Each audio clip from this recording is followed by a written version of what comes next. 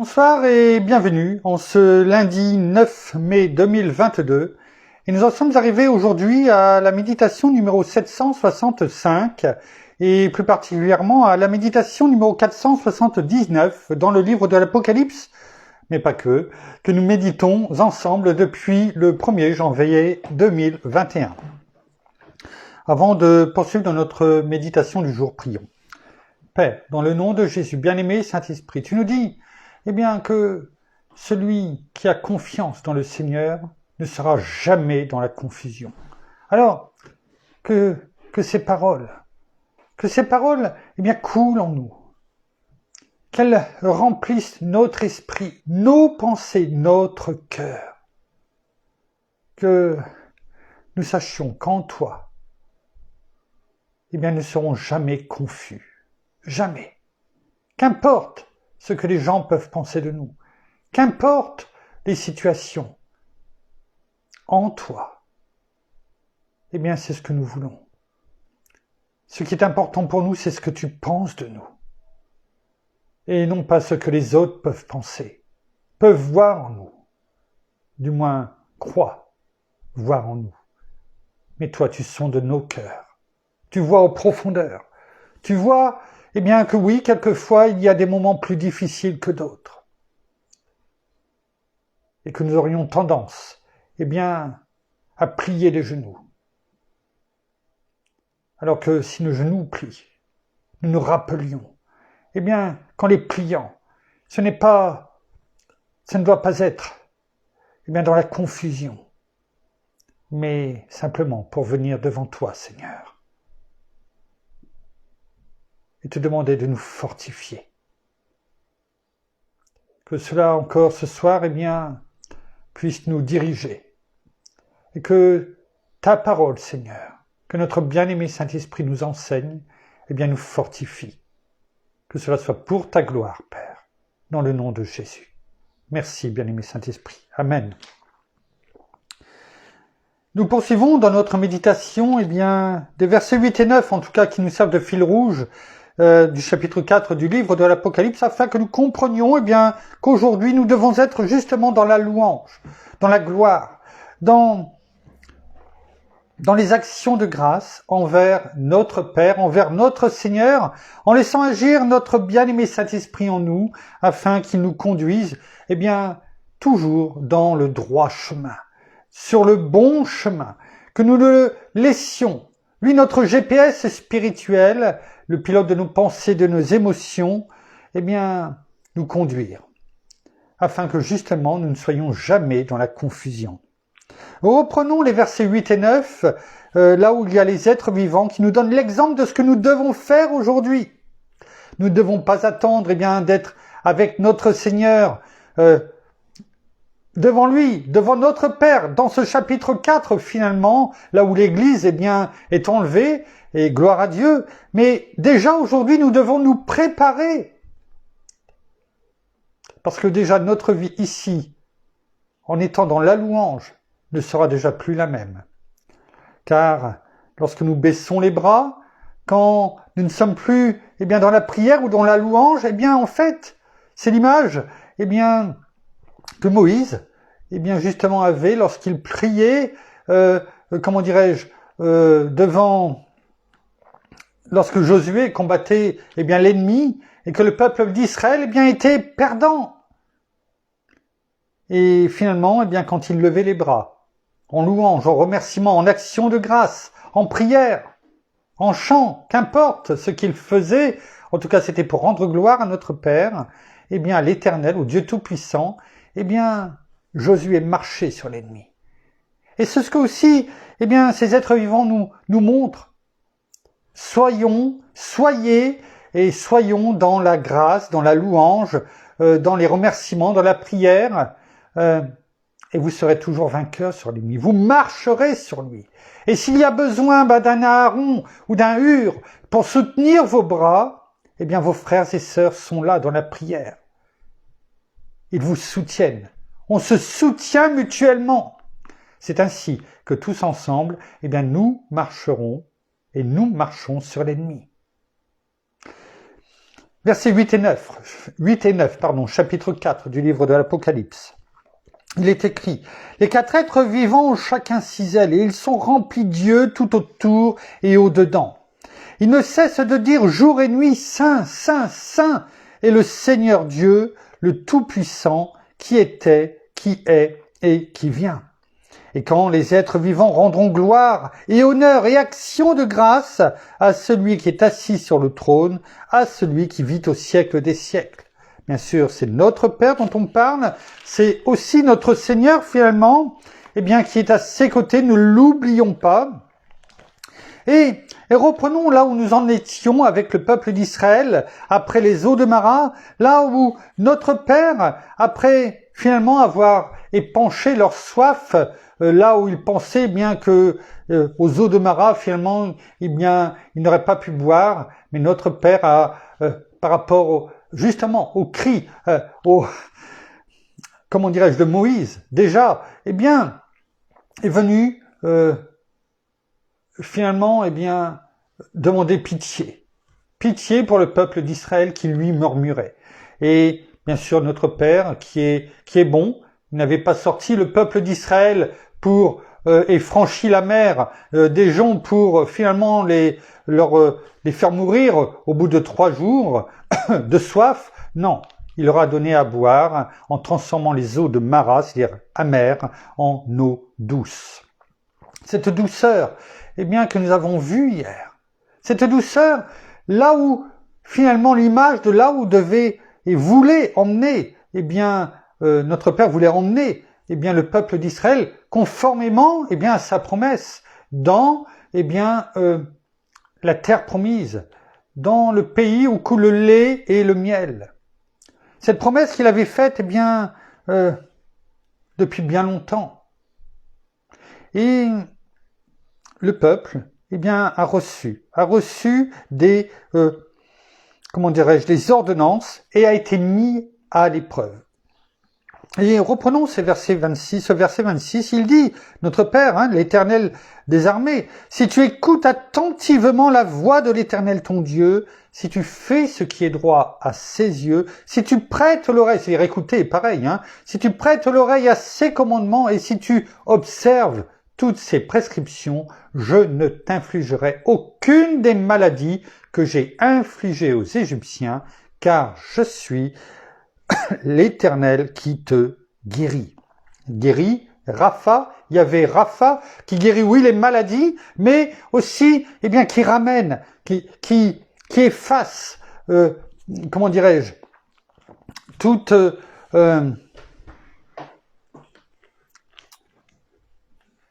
qui efface, toute transgression finalement, et qui ramène à lui, et qui guérit les cœurs aussi.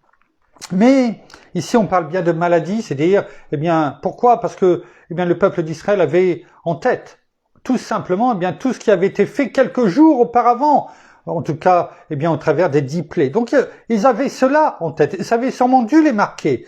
Mais, est-ce que cela les avait marqués suffisamment ? On pourrait en douter. Pourquoi ? Parce que, déjà, ils avaient déjà murmuré après 3 jours, alors que dans le chapitre 15, ils avaient loué déjà notre Père. Mais l'avait-il loué de cœur ? Bien non. On peut dire non. Parce que si, après l'avoir loué dans le même chapitre, dans la foulée, ils murmurent déjà contre Dieu, c'est que finalement, la crainte qu'ils avaient de lui, c'était une crainte, tout comme Adam et Ève lorsqu'ils avaient péché, mais non pas une crainte révérencieuse comme notre Père nous le demande. Parce que la parole nous dit que la crainte de l'Éternel, c'est le début de la sagesse. La sagesse, nous amène justement à crier à Dieu, pas murmurer contre lui, à crier à Dieu en lui disant, tout comme les 4 êtres vivants, Saint, Saint, Saint est le Seigneur Dieu, le Tout-Puissant, qui était, qui est et qui vient, ou qui est, qui était et qui vient, en l'occurrence ici. Tu peux tout nous donner, nous l'avons vu. Mais ce n'était pas cela. Ce n'était pas cela. Il est écrit à la fin du verset 25, « Et ce fut là qu'il le mit à l'épreuve. » En leur donnant ces prescriptions, mais surtout, eh bien, en les amenant après, lorsqu'ils sont repartis, eh bien, il est écrit au verset 27, ils arrivèrent à Élim. Élim, nous l'avions dit, qui veut dire arbre, palmier, où il y avait 12 sources d'eau et 70 palmiers. Ils campèrent là près de l'eau. Et nous avons vu hier, eh bien, que source, eh bien, ça veut dire aussi vision. Et nous l'avons vu en travers des versets dans la Genèse, eh bien, là où, eh bien, le serpent, Satan, eh bien, a fait tomber Ève. Le même mot. Si tu vois, toujours par rapport à l'œil, il a fait tomber Ève, eh bien, avec ces mêmes mots. La source. Quelle était la source d'Ève et d'Adam? Eh bien, ça devait être Dieu, tout simplement. Et tout comme ici, finalement, eh bien, là où ils avaient été pendant 3 jours dans le désert, là où avant, finalement, eh bien, ils étaient esclaves, enchaînés, avec une vie misérable, eh bien, notre Père leur a montré combien il pouvait les délivrer, mais aussi combien, eh bien, il pouvait transformer l'amertume, tout ce qui est amer, en douceur. Et il les amène, après leur avoir quand même donné, eh bien, ce qu'ils devaient faire, il les amène, eh bien, à Élim. Et là, finalement, eh bien, c'est sûrement visuellement quelque chose de formidable pour eux. 12 sources d'eau, 70 palmiers qui devaient leur permettre d'avoir, malgré la chaleur, eh bien, de l'ombre pour les protéger. Et ils avaient aussi de la nourriture, parce qu'ils étaient partis avec, eh bien, plein de réserves. Ils avaient l'eau, ils avaient tout ce qu'il fallait. Tout comme Adam et Ève, eh bien, avaient aussi, eh bien, tout ce qu'ils devaient, tout ce qu'ils pouvaient avoir. Il ne pouvait pas y avoir mieux. Notre Père l'a dit.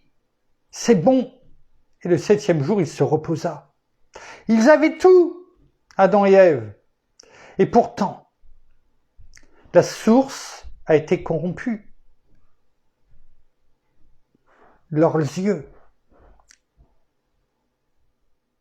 Tout comme on l'a vu hier. Ce même mot qui est utilisé ici pour qualifier source, c'est le même, eh bien, pour Adam et Ève. Ils sont tombés. Et pourtant, ils avaient tout. Pourquoi? Parce que leurs yeux ont vu le fruit défendu et parce que l'ennemi les a fait chuter. Et là, eh bien, la source, c'est-à-dire leurs yeux. Que voient-ils? Eh bien, justement, eh bien, tout ce qu'ils recherchaient. De l'ombre, c'est ce qu'on recherche dans un désert, en règle générale, et puis de l'eau. Tout ce que l'on recherche dans un désert, c'est cela, avoir de l'ombre pour se mettre à l'abri, et de l'eau. Eh bien, ça leur est donné. Ça leur est donné. Pourquoi? Parce que notre Père, eh bien, c'est Yahvé Jireh. L'Éternel pourvoira. Et il pourvoit. Mais, tout comme, eh bien, il leur donne toutes choses, tout comme avec Adam et Ève, eh bien, vous savez, rappelez-vous ce que nous avons dit hier. Ce vinaigre. Mon épouse me disait, le citron, ça marche aussi. Ça ne m'étonne pas, elle connaît tout. Mais, je parlais du vinaigre pour faire référence à ce que notre Seigneur, quand il a dit « j'ai soif », tout comme le peuple hébreu, eh bien, avait soif lui aussi. Eh bien, on lui a transmis à notre Seigneur sur, eh bien, une éponge remplie, comment dirais-je, de vinaigre, de vin aigre, au bout d'un morceau de bois d'hysope. Et il rendu l'âme.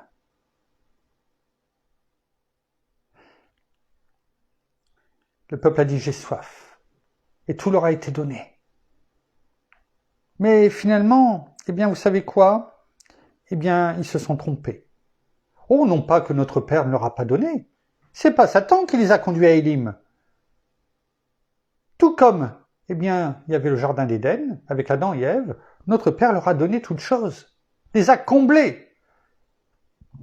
Mais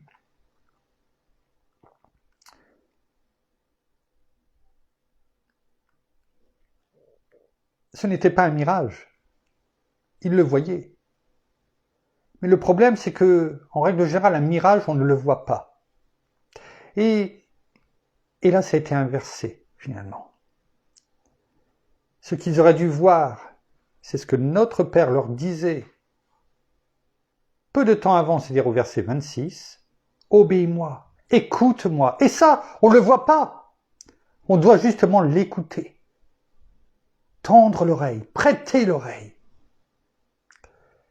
Mais le peuple, et cela nous ressemble bien, a préféré la vue. Regarder. Et le mirage, il était là. Même s'ils pouvaient le voir, même s'ils pouvaient le toucher, le mirage était là. Finalement, on peut dire qu'ils ont préféré le mirage temporaire, parce qu'ils sont repartis quelque temps plus tard, en gros, un mois et demi plus tard, plutôt qu'au miracle permanent que Dieu leur donnait. Ils ont cru que Dieu leur donnait toutes choses. Et c'est vrai. Mais ce n'est pas cela qu'il voulait leur donner. Il voulait leur donner beaucoup plus. Regardons, eh bien, ce qu'il voulait leur donner. On le voit finalement dans Jean. Jean, chapitre 6, au verset 35. Là, c'est notre Seigneur qui parle. Mais c'est ce qu'il voulait leur donner, déjà. Le Seigneur le dit dans Jean, chapitre 6, verset 35. « Moi, je suis le pain de vie. Celui qui vient à moi n'aura jamais faim, et celui qui croit en moi n'aura jamais soif. » Est-ce que boire aux sources d'Élim leur permettait de ne plus jamais avoir soif, spirituellement parlant? Non. Ça leur permettait d'éponger leur soif, si je puis m'exprimer ainsi, eh bien, temporairement, pendant le temps qu'ils étaient là. Mais une fois qu'ils seraient repartis dans le désert, leur soif reviendrait. Regardez ce qui est écrit dans ce même chapitre 6, au verset 49.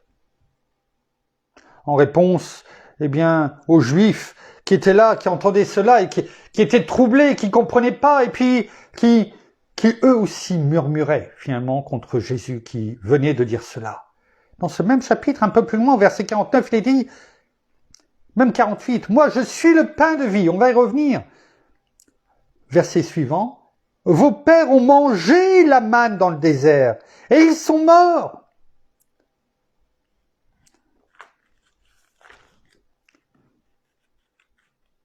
Ils se sont trompés de porte. Voilà, cette porte que nous parlions depuis 2-3 méditations. Ils se sont trompés. Ils ont vu finalement le mirage qu'ils pouvaient toucher au lieu du miracle qui leur était offert en écoutant. Ils n'ont pas écouté. Ils n'ont pas écouté. Ils ont préféré, à ce moment-là, tout comme Adam et Ève, ils sont tombés dans le piège.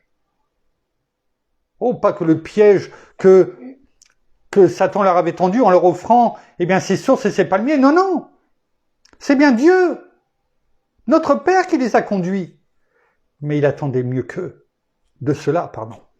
Il attendait, eh bien, qu'ils l'écoutent, qu'ils obéissent, afin qu'il leur donne la plénitude de tout ce qu'il avait à leur donner. Pourquoi je vous dis cela? Parce que là, ils ont été désaltérés. Mais au verset 16, au chapitre 16, pardon, donc, le verset 27, c'est le dernier verset du chapitre 15. N'oublions pas qu'il n'y a pas de chapitre en règle générale, ni de verset, ça continue.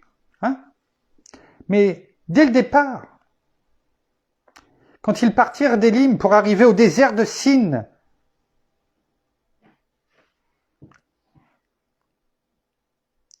Il est dit déjà dès le verset 2. On va juste le prendre. Alors toute la communauté des Israélites murmura dans le désert contre Moïse et Aaron.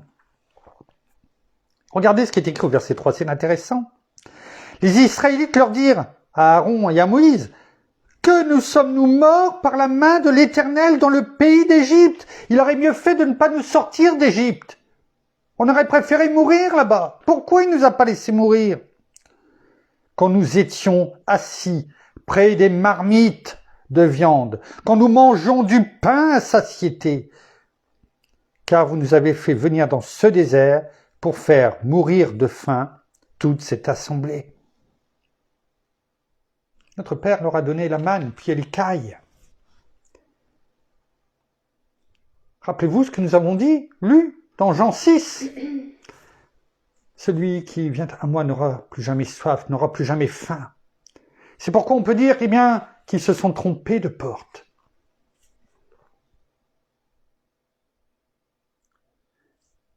Il y a une porte qui était ouverte, spirituellement parlant.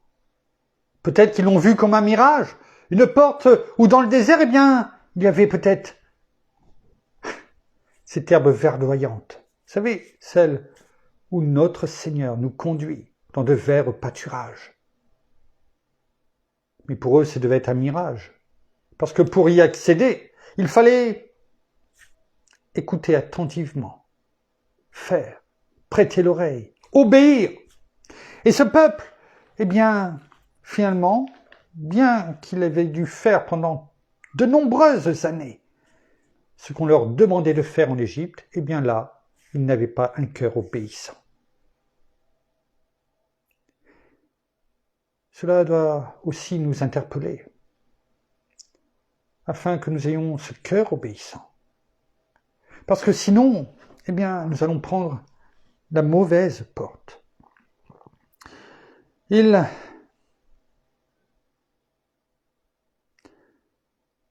On parlait de mirage tout à l'heure. Vous savez, si on regarde la définition de mirage, notamment ce qui, par rapport à la définition qui nous intéresse, apparence séduisante et trompeuse. Voilà. Voilà ce qu'est un mirage. Apparence séduisante et trompeuse. D'apparence, c'était beau, des palmiers, des sources, mais cela était trompeur. Oh, non pas pour se rassasier, mais cela, eh bien, notre Père leur disait, ce n'est pas ce que vous voyez qui est important, c'est ce que je vais vous dire. Prêtez l'oreille. Même si vous voyez de bonnes choses, prêtez l'oreille. Écoutez-moi. Et je vais vous dire, et je vais vous conduire. Comme on l'a dit hier, qu'on a prié dans des chemins tout tracés. Ils ont préféré, eh bien, suivre leurs pensées. Malheureusement, leurs pensées qui venaient de leur cœur, où l'ennemi, Satan, avait mis un peu de vinaigre et qui avait fait tourner le lait, cette douceur qui aurait dû être dans leur cœur, cette douceur que notre Père voulait leur mettre. Et j'avais, il y a quelque temps déjà, eh bien, gardé un partage qui rejoint un petit peu, eh bien, qui rejoint ce que nous venons de dire et qui doit nous parler aujourd'hui. Tout comme, eh bien, notre Père leur avait donné une information très importante avec ce verset 26, de l'écouter, d'obéir, de mettre en pratique. Eh bien, ce partage nous dit quand on reçoit une information, et c'est toujours le cas pour nous aujourd'hui, c'est pas que pour eux, eh bien, il y a deux choix qui s'offrent à nous. Toujours. En gros, il y a toujours deux choix qui s'offrent à nous. En tant qu'enfants de Dieu. Soit nous allons vers Dieu, et il nous aide, eh bien, je dirais, à creuser l'information. À voir, pas simplement ce que nous voyons, mais à voir ce qu'il y a derrière. Et vous savez, bien souvent, on voit ce qu'il y a devant et on ne regarde pas ce qu'il y a derrière. Pas ce qui est caché, mais ce qu'il y a juste quelquefois derrière, mais qu'on ne voit pas, parce qu'on ne voit que ce qui est devant nous. pas plus loin que le bout de notre nez, où on ignore justement ce que nous devrions voir. Et à ce moment-là, on prend le mauvais chemin, la mauvaise porte, et à ce moment-là, un jour, il y aura sûrement des comptes à rendre à notre Seigneur. Pourquoi? Tout comme ici le peuple, il a utilisé Dieu, comme il est mis ici. Dieu n'est pas une belle option qu'on choisit d'appliquer ou non à sa vie. C'est ce qu'ils ont fait. Vous savez, comme une option que l'on prend quand on achète une voiture. Oh, ça c'est intéressant. Oh, je la prends. Oh, ça, non. Je n'en aurais pas besoin. Dieu, c'est pas une option. Et ils l'ont pris ainsi, parce qu'ils se sont dit en le prenant, il suffit de murmurer.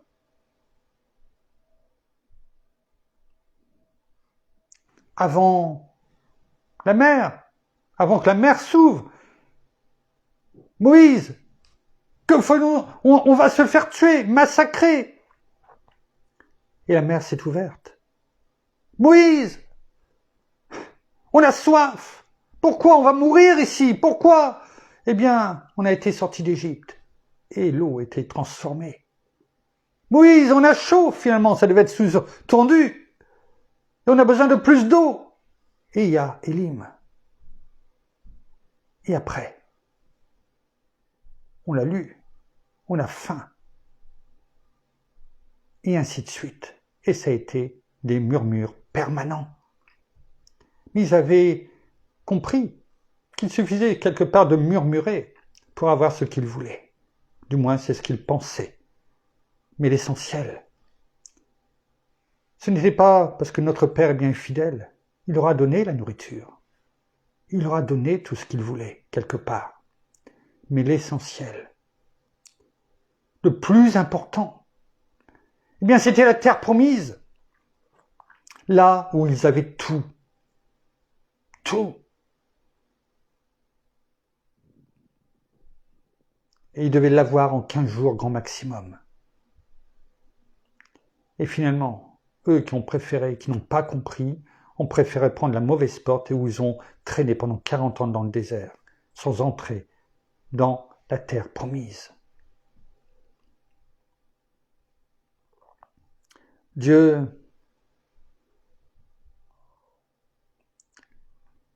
n'est pas un bouche-trou. Et malheureusement, que ce soit notre Père ou notre Seigneur, et notre bien-aimé Saint-Esprit, bien souvent, on l'utilise comme un bouche-trou, quand on en a besoin. Vous savez, comme ses amis, entre guillemets, que l'on va chercher quand on a besoin, et puis quand on n'en a plus besoin, on les oublie. On leur donne même pas de nouvelles. Ce n'est pas ce que Dieu veut être dans notre vie. Ni une option, ni un ami bouche-trou que l'on appelle dans les moments d'ennui, de solitude, de dépression, de difficulté. Ce qu'il veut, c'est un cœur permanent avec nous. C'est important de se le rappeler. C'est important parce que si on l'oublie, nous passerons toujours par la mauvaise porte. Nous prendrons toujours la mauvaise porte. Alors que là, finalement, pour terminer, j'ai bien aimé. C'est hier, je crois que j'ai fait ce partage. Il était une fois de Chrysalide à Papillon, c'est le nom du ministère. Je suis depuis bien longtemps maintenant.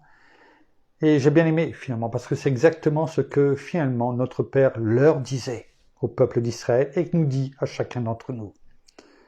Oublie ton passé. Parce que je suis là. C'est moi qui vais te conduire. Donc oublie ton passé. Qu'il soit simple ou composé. Et participe à ton présent. C'est-à-dire là, ton présent. Pour que ton futur soit plus que parfait.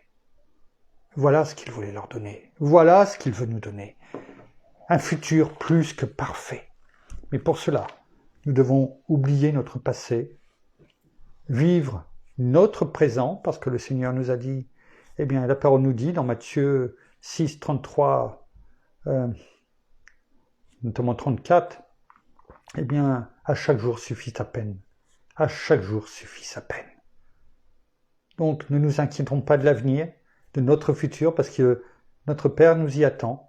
Il l'a déjà préparé, il est déjà plus que parfait avec lui. Mais vivons l'instant présent, en cherchant d'abord et avant toute chose le royaume et la justice de Dieu, et non pas, tout comme le peuple, eh bien, à Élim, eh bien, l'abondance, même si elle sera là. Parce que notre Père, eh bien, en verset 33, dans Matthieu 6, 33, il dit, eh bien, cherchez premièrement le royaume et la justice de Dieu, et tout le reste vous sera donné par-dessus. Voilà ce qu'il voulait apporter au peuple, et voilà ce qu'ils n'ont pas compris. Alors, que cela soit pour nous, devant nos yeux, et sur notre cœur, eh bien, un avertissement. Un avertissement. Nous avons cette chance que eux n'ont pas eue. Alors, sachons l'utiliser à bon escient. Merci, Père. Merci, Seigneur. Merci, bien-aimé Saint-Esprit. Nous allons terminer par la prière.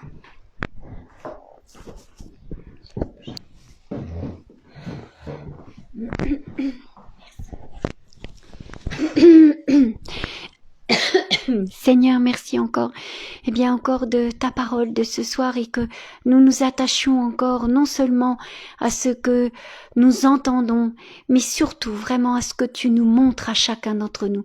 Ne nous attachons pas à toutes ces choses que nous pouvons voir dans le monde, ces choses qui par moments eh bien peuvent briller, peuvent scintiller à nos yeux, peuvent nous sembler bons.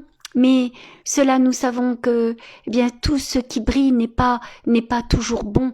Et nous voulons vraiment nous attacher à ce que toi, tu nous montres. Mais pour cela, il faut que nous ayons ce cœur ouvert à toi, à ta parole, que nous restions toujours dans le même chemin d'intégrité, que nous soyons réceptifs et que nous écoutions, que nous prêtions l'oreille, que nous nous attachions à t'écouter, tout simplement pour que ta parole agisse en nous, qu'elle nous lave, qu'elle nous purifie et qu'elle nous sanctifie.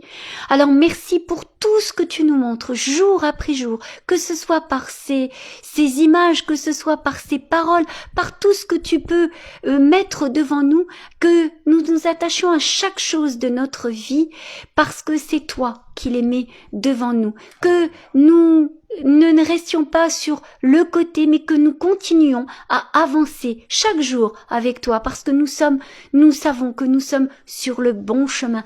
Tu es notre chemin, tu es notre lumière, et nous voulons nous attacher à ce que tu es et à ce que tu fais pour chacun d'entre nous. Merci parce que tu es cette parole puissante. Merci Seigneur parce que tu es ce roc si puissant sur lequel nous pouvons nous attacher, sur lequel nous pouvons nous fixer, et nous savons que nous ne resterons jamais en arrière. Continuons toujours d'aller de l'avant avec toi. Alors soyez tous abondamment bénis, frères et sœurs, dans le nom de notre Seigneur Jésus-Christ. Amen. Amen. Voilà, ainsi s'achève la méditation de ce soir. Nous vous bénissons abondamment de toutes les bénédictions spirituelles dans les lieux célestes en Christ. Nous saluons nos amis au Québec, au Canada, en francophonie, en France, à Paris et tout autour de chez nous. Et nous vous souhaitons à toutes et à tous une excellente fin de journée pour certains, de soirée pour d'autres. Et en tout cas, une excellente nuit de repos dans la paix de notre Seigneur qui nous la donne abondamment, n'en doutons aucunement. Et nous nous retrouverons demain en fin de journée. Et en attendant de se retrouver demain pour la suite de nos méditations, soyez abondamment bénis. À demain. Au revoir.